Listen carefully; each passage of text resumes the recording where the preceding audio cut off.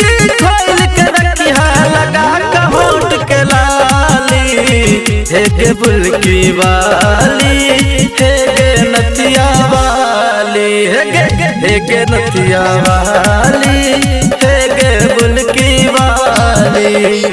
घर के खिड़की खोल के रखिया घर के खिड़की खोल के रखिया लगा के होठ के लाली हे गे बुल्की वाली हे गे नथिया वाली हे गे बुल्की वाली हे गे नथिया वाली।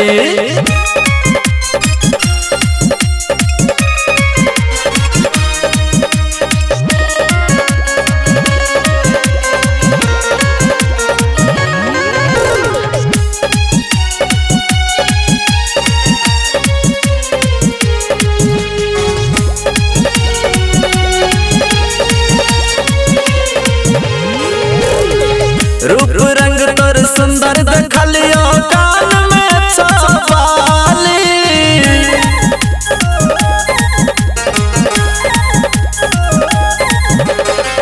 रूप रंग तोर सुंदर देखलियो कान में छपाली।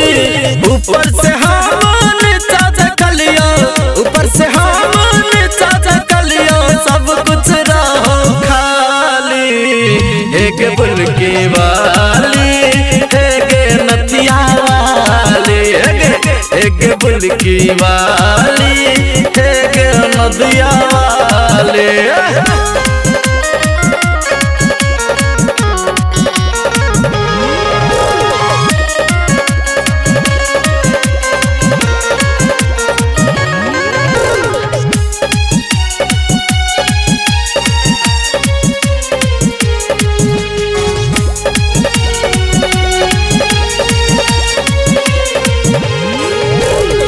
मन ले हमर बहुत गरनिया बने घर वाली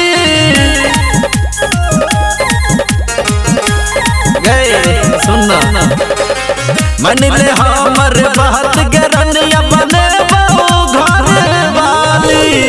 बर जुतल में तोरा घुमेबो बर जुतल में तोरा घुमेबो पिएबो दूध के छाली हे गे बुल्की वाली हे गे नथिया वाली हे गे बुल्की वाली हे गे नथिया वाली।